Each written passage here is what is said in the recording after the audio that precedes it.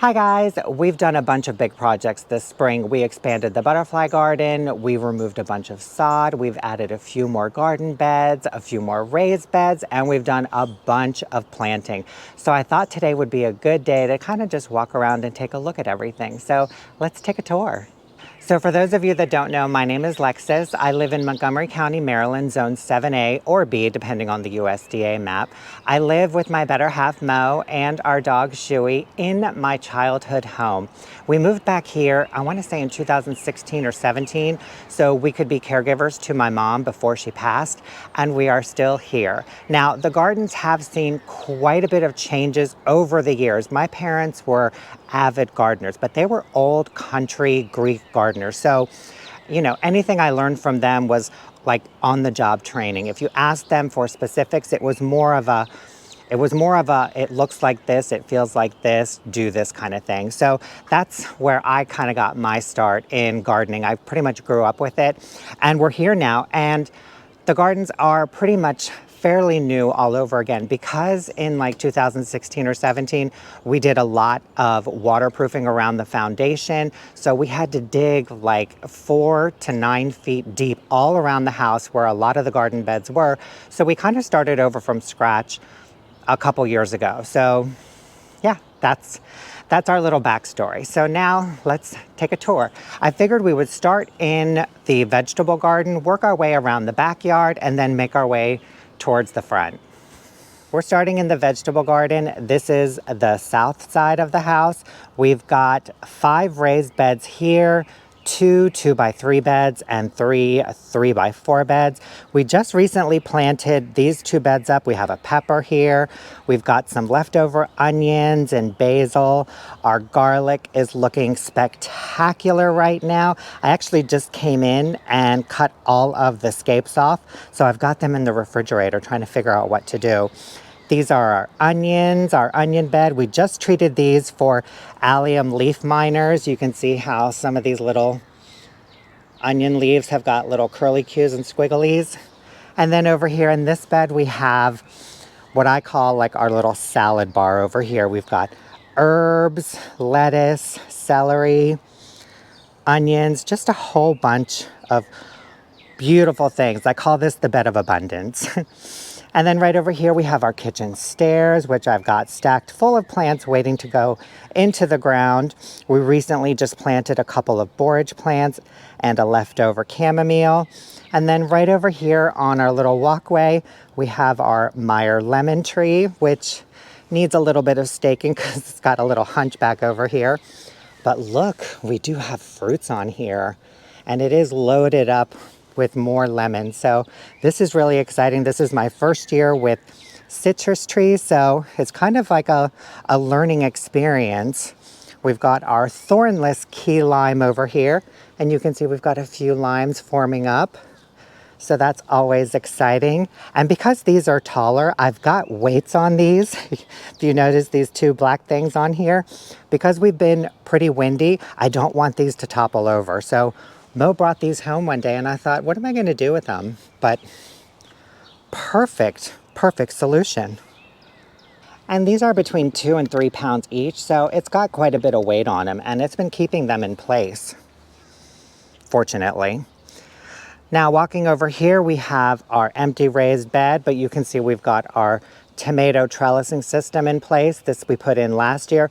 This is where we grew a majority of our tomatoes, and we plan on growing more in this bed. I actually have seedlings that we're hardening off now, so we'll be planting this bed up probably in the next week or so.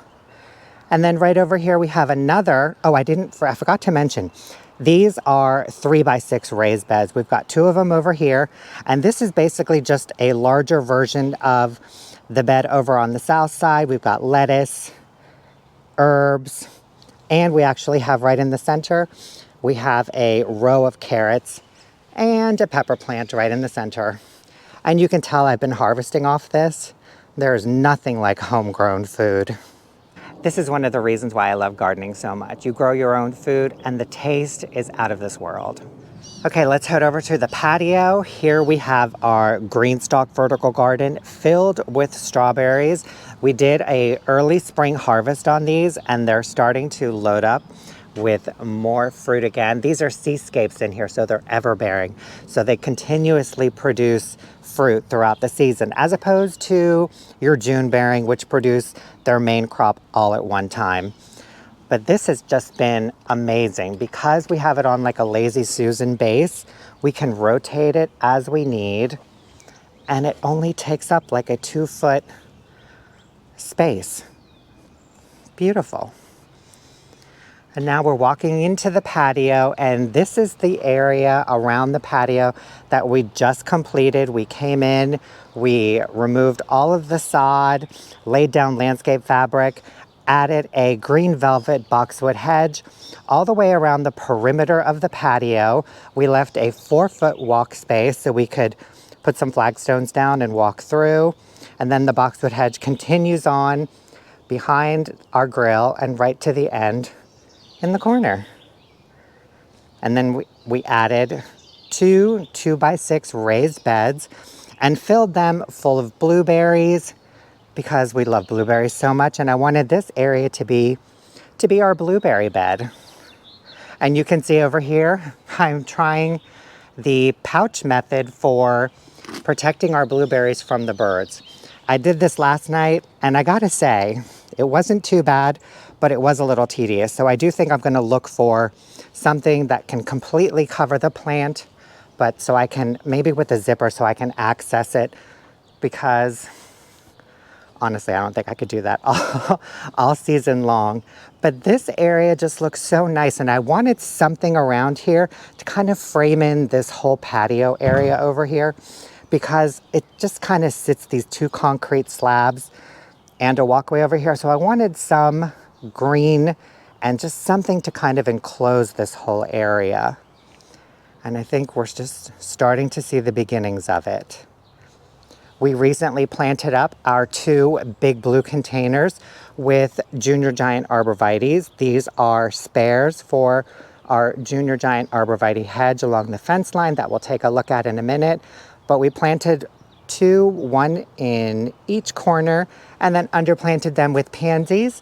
And I think they're looking pretty good. Now these did suffer a lot through the winter. So this one definitely has a lot of gap between its foliage and the pot, but that's okay. It's a spare. So that's what this area looks like. Slowly coming along. Now let's walk through our new walkway. And we end up in the backyard. This whole back section over here has kind of been like a landing spot for extra plants and whatnot. You can see we've got our carts and everything over here because eventually we do want to put a shed over here, but we don't know when that's going to happen and how big and so on and so on. So we've kind of just left this area alone. I haven't really planted it up yet. I may do something along the fence line, not sure. We've got our crepe myrtle that my parents planted many moons ago. This actually blooms this gorgeous like lavender flowers. It's really spectacular. Right over here we have one of our 4 rising sun red buds. This is under the canopy of the crepe myrtle and our neighbor's Japanese maple, so it doesn't get as much sun as the ones out front. But look, it gets enough sun to be very happy. It does have a little loop-de-boop bend in its trunk, but that's okay. I like a little bit of a regularity in some of our plantings. I think it gives the garden a little bit of character. Right next to that, we've got a green arrow weeping Alaskan cedar. We planted this late last summer. It's doing fairly well. It survived our freezing cold winter this year, so I'm really happy about that. Right over here, we have a fine line buckthorn, and as you can see, this one has kind of a little bend in it too, so it's doing a little swoosh right over here, but it's broken dormancy and it's filling in quite nicely. And then we move into our butterfly garden, which we do kind of slowly want to transition into like a shade garden or a partial shade garden. I do have plans for a tree once I can get my hands on it, but we can start over here at the bottom with one of our weeping blue spruces. These are probably one of my favorite trees on the property. Look how gorgeous this is. So the new growth comes out super soft and this icy blue. And then as it ages, it turns a little bit more prickly and this deep greenish, I want to say bluish green. It's such an eye catcher in the garden. Oh, look at that. We've got some buddleia over here. These are the Pugster Blues, our little lime standard hydrangea. And then right in the front of our buddleias, we've got our Shasta daisies, which I do want to pull a little bit forward. And they are getting hit with, I want to say, some kind of snail damage or something. So they need a little bit more airflow and light, but this is just such a pretty area right here. We've got a couple of arborvitaes over here. These will eventually grow 10 to 15 feet tall, 6 feet wide, so they'll block the back of our neighbor's garage. So pretty though. And then we have another multi-trunk crepe myrtle. Now this one blooms a deep red color. My parents did love red blooms. But what I love about this, look at the trunk. Look how many trunks there are on this. I think I counted one time. 1, 2, 3, 4, 5, 6, 7, 8, 9, 10, 11, 12. I think 12 trunks on one tree. It's just spectacular. Oh, I love this. Right in front of the crepe myrtle, we just planted 2 lemony lace elderberries. This will fill in this section over here because they get 4 to 7 feet tall and wide. They bring that bright chartreuse to this area, which I needed because this area is kind of dark during the day. And not dark as far as sunlight, it just, the shadows of everything around it give the appearance of a dark corner. And then this is the butterfly garden bed that we expanded with removing all of the grass, and we've been planting it up slowly. We've got a couple of tiny wine 9 barks, some salvia, the white wands. Veronica is in bloom. Aren't these gorgeous? We have a drift of 5 of them over here, and they're all slowly starting to bloom. And let me tell you guys, if you want pollinators, plant this because the bees love this. And they love the cat's pajamas nepeta that we have right in front along the border. So just a lot of activity that's been going on over here. We've got our evergreen, our ever yellow. This is a mophead false cypress. Another 9 bark over here. Just a whole bunch of different stuff. And this is what I kind of wanted this whole area to do, is not have so many plants of the same variety. I wanted maybe one variety here, one variety there, just a whole mixture. So when you kind of walk along this whole bed over here, you want to stop and take your time and just look at all of the plants. I still have a few plants sitting out in containers, kind of just trying them on for size. But yeah, this is just looking really good. We just recently planted our 9 bark in front of our junior giant arborvitae hedge.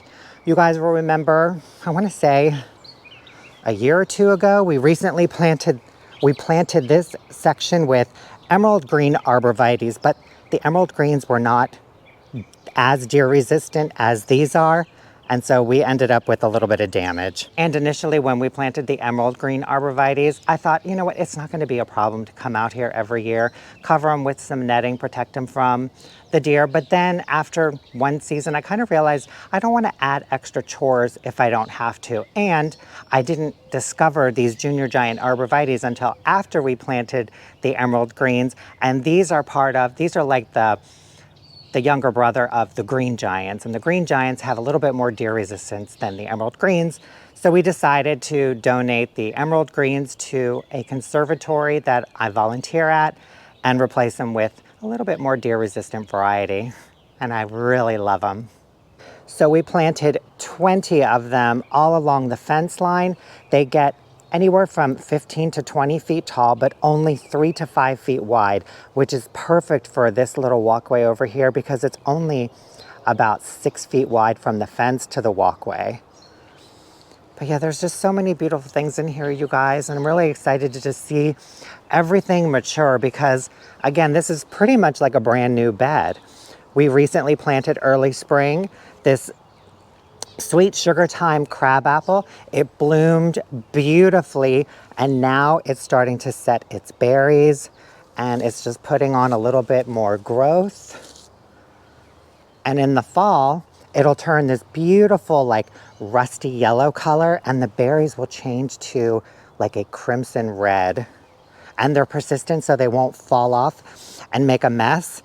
They'll just last until the new foliage comes out in the spring or the new buds, or if the birds take them in the winter, it'll give them some winter sustenance. Right over here, we have another weeping blue spruce. This was a recent transplant from that back corner over here. And you can see it's not putting on as much new growth as the other one, but it has started to push out some new growth. So that's a very good sign for a transplant. We've got a jazz hands variegated loropetalum. I love loropetalums. I know a lot of you guys know that, but this one, oh, the colors on this are just, I don't even think the camera does this justice. They're so pretty. We have our Amsonia. We recently just planted our first rose bush in the garden. This is an Atlas rose. I saw this at the store and it was in bloom. That rose fragrance on the Atlas roses is just so intense and sweet. I had to have one and I'm so excited for this. And you can see it's got a bunch of buds, so we've got more flowers coming. Before we head to the front, I want to show you a view of the patio from the other side. So standing back in the lawn, this is what the back patio looks like from the opposite side of the yard. And you can see slowly it's starting to take shape around the patio where it's kind of just getting that cozier feeling and it's becoming a little bit more of like a little private area. And that's the look or the feel that I was going for. And it will take time. Give it a few years for the boxwoods to mature, the blueberry bushes to put on some size. But I'm really happy with this area. I definitely like the boxwood hedge and I'm gonna continue working on making it a little bit more of like a cozier feel, a little separate room. Right over here we have our second rising sun redbud. Look at this. Isn't this just beautiful? Wait till you see the ones in the front yard. Now this one does look like it is leaning kind of off to the left. It's actually not. It just has a little bit more growth on one side. So we're just kind of leaving it. I may try and stake it a little right at the tippy top, but I don't think it needs it. I don't know, we'll see. And then here's a backed up view of the backyard and the patio area. Really happy with how this is all coming along. And then right over here along the house, we have another green velvet boxwood hedge. This is ready for a trim. It's getting a little wild. We just treated this well, actually a couple weeks ago for boxwood leaf miners, and we haven't had a moment to come out here and trim them because we've had so much rain, but you can see some of the damage they've done if we get in close. But once we shear them back, and I am going to shear these back hard, they'll look a little scary at first, but they should rebound in a few weeks. Now let's make our way towards the front yard. Oh, let me stop. This was my temporary fix to all of the rain and the mulch clogging up this little catch drain. This is only temporary. Just a little bit of rock formation over there. Okay. Here we go and towards the front. So right when we walk out, you can see the first thing you spot is the cat's pajamas nepeta hedge, which runs all the way along the entire perimeter of the bed, and it is just amazing. Right behind that, pink profusion salvia, which is just exploding. It's already finishing up its first flush of blooms, and you can see these have faded out a little more, but you can't really tell because even when they stop blooming, look at the color of the calyx. It's still like a deep wine purple. So it still looks like it's got color on it. And then this whole area is just packed full of gorgeous plants and flowers.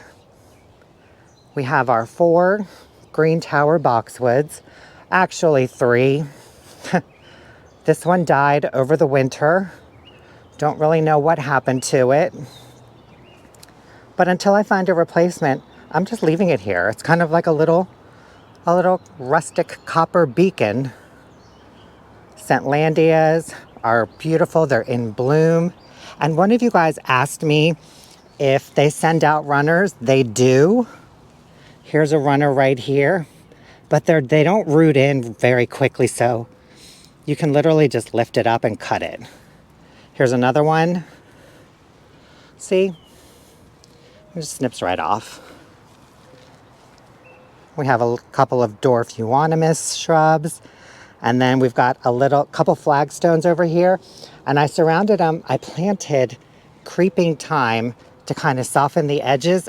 And it has completely taken over and I love it. I actually just got another flat of these, so we're going to be planting more. Our volunteer squash plant has definitely put on size. It's actually starting to trail underneath the Bobo hydrangea. But yeah, I just figured, let's see what this does. Dwarf blue spruce, another Bobo hydrangea, and we have the hot and cold Nephofia, or commonly known as red hot pokers. But they're not red. They're actually like an ombre color, creamsicle color, orange at the tip, and they gradually fade to a yellow and a cream. Stunning. Just this bed, it looks so good.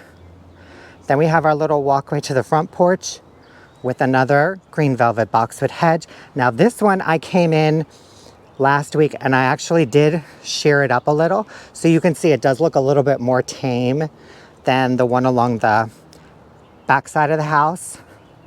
And I did get some footage that you'll probably see at the end of a video.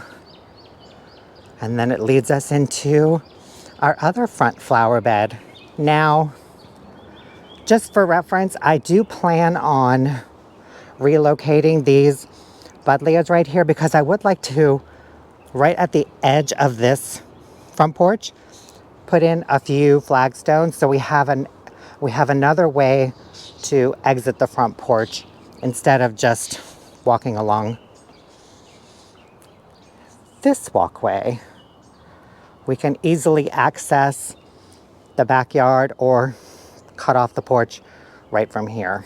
But this area is just, I mean, I haven't really done much to this because it hasn't needed it. But let's take a look at this. Isn't it pretty? So in the back, we have 3 limelight hydrangeas. These are the limelight hydrangeas that we've rescued from the clearance rack, and we did a video on it. And this one is, this one is the happiest.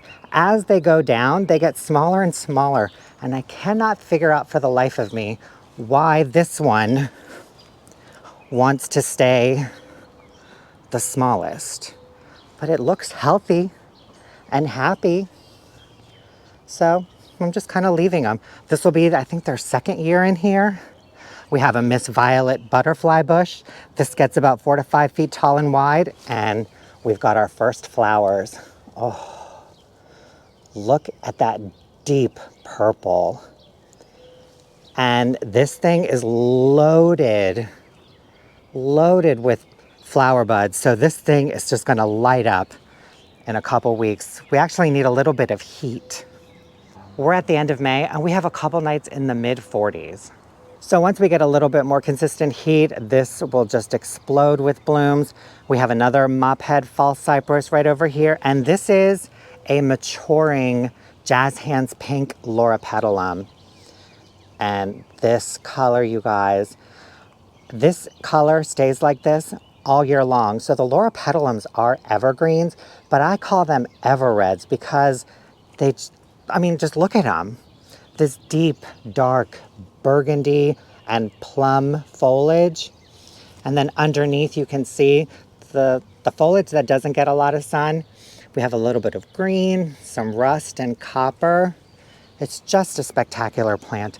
Low maintenance, no fuss, and in early spring it blooms these fuchsia pink, witch hazel frilly type blooms. I love plants like that.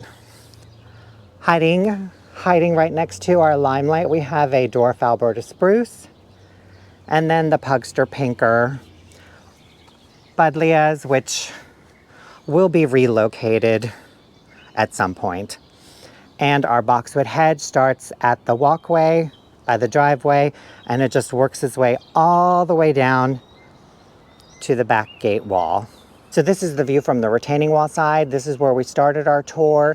The back gate by the vegetable garden. You can see we've got our sky pencil holly hedge, which is doing fantastic. I want to say this is its second full season or third, but they are definitely putting on size. You can see a lot of the new growth comes out a lighter limey green, and then as it ages, it gets darker. But it runs all the way along the retaining wall. And then we have our Supertunia bubblegum experiment. We planted these up a week or two ago. I can't remember. Maybe it was just like a few days. I get confused, but they're doing really well. They're blooming. They're putting on a lot of growth. And I just can't say enough nice things about these. They're so pretty. Look at them in the sun. Let me block the sun real quick so I can show you. Look at that. Isn't that gorgeous? Oh, love this. So we have 9 of these containers that sit along the top of the retaining wall, and they've only been planted for a little over a week, but they're already, again, putting on growth. So I will keep you guys updated. And then right in the front, we have our other 2 Rising Sun red buds. Now these get full sun morning through night, and you can see a difference between these and the ones in the back. Look at the color. This, I saw this picture and I had to have one, and I ended up with 4. But they start out, the new growth starts out this like tangerine orange color, and then as you go back further towards the stems, the colors start to shift to like a little bit more yellow, and then a little limey green, and then a darker green, and it just gives this ombre effect, and it's such an eye catcher. Like, people walk by and they just stop and look at this because it literally looks, it reminds me of like kind of like that kaleidoscope effect. It's just so amazing. One of my favorite trees, Rising Sun Redbud. We planted these, I swear, I keep saying a year, but it could be a little bit longer. And they're doing really well. Let's go take a look at this one. Same coloring. Just so gorgeous. Now, when we planted these initially, they did burn because the foliage that was on them at the time hadn't fully acclimated to full sun morning through night. But this year they flushed out, and look at that. So far, no burning, no scorching, no tip burn, nothing. So I think they just needed one full year to kind of just reset themselves in their new home. But they look so good. Okay, let's make our way to this little flower bed over here. So this area over here, we removed a huge section of sod last year, last of all. And I didn't really want to plant too many bigger shrubs in here because we do want to put some type of like a walkway that kind of curves around to the sidewalk here. Flagstones probably, we'll see. Clearly we haven't figured anything out. We may widen this a little bit more, kind of remove a little bit more grass, make the curve a little more pronounced. So we just kind of kept this as is for now. I did plant a green arrow weeping Alaskan cedar right here. You can see it's pretty much in line with the opening of the gate. But I wanted something here that would just kind of fill in this front area here. These get, I want to say 30 to 40 feet tall, but only 3 to 4 feet wide. So it's going to be a lovely specimen plant all the way up here. And then we just have a few low growing ground covers circling around. Acorus ogon grass, which I think I need to move because I think it's getting a little too much sun. We have a verbena, which we actually thought was a goner, but it started sprouting early this spring, and now look at it. Amazing. We have a Lithidora over here. It's just finishing up a bloom cycle, but look at the color of this. This is like a true blue. So pretty. And then we have two cotoneasters right behind the weeping Alaskan cedar. I love these. These are a very low growing woody shrub. You can see how brittle they are, but they get about 6 to 12 inches tall, but 3 to 4 feet wide. They bloom these beautiful, dainty little white flowers. There's one of them right here in early spring. And then in the fall through winter, they have these crimson red berries. So they're really just another no-fuss plant.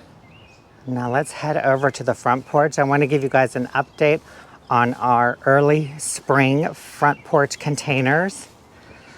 Look at these, aren't they sweet? So we planted these up early spring. These are green velvet boxwoods. That's a green mountain boxwood. I have them in nursery cans over here because I didn't want to get these barrels wet with soil and water. And then we underplanted them with pansies. And at the time they were looking pretty sad. Not sad, but you could see the containers and everything underneath. And I just said, give them a little bit of time and you won't be able to see the containers. And here we are. So pretty. Love these colors together. And we have another one flanking the other side of the porch. And then right off the front porch real quick, we have our container of mint, which I've been harvesting on. And this is actually from my mom's plant. So this mint plant is probably 30 to 40 years old. It was in the back garden, in the ground, in a contained section, and it never spread. It never went crazy. And we harvest on it all the time. I do a lot of drying, and in the wintertime, or if I'm not feeling well, mint tea. And it smells amazing. Just brushing the foliage, you can smell the mint. You can't through the camera though. Sorry guys.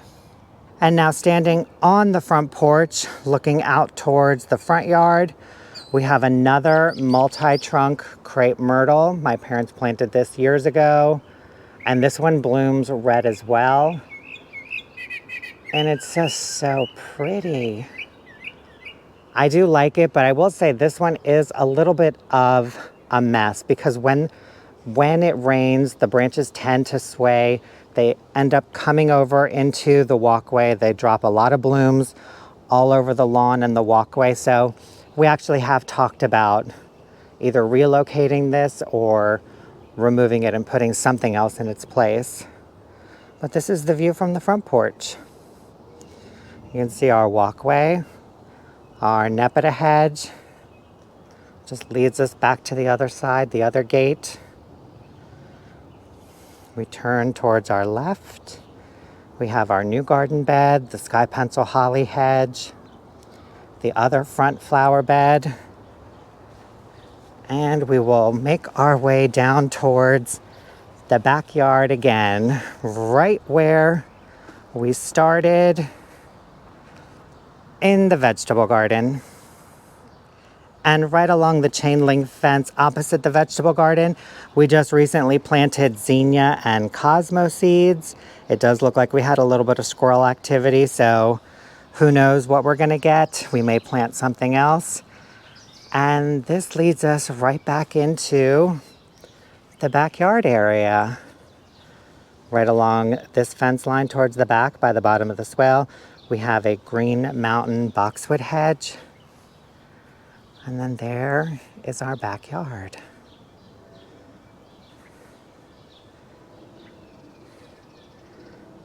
Right to the vegetable garden. And you guys, that is it for our tour today. I'm so glad we were able to come out here and walk the property because again, I feel like we've just been doing so many bigger projects and a lot of planting projects, and you see the garden in sections, but it's nice to kind of slow the pace down and walk the gardens from beginning to ends. You can get a better view of how everything is laid out if we kind of walk it together, and I'm able to show you guys at a much slower pace and talk a little bit more one-on-one. Thank you guys so much for watching this video. I hope you enjoyed it, and we'll see you in the next one. Bye.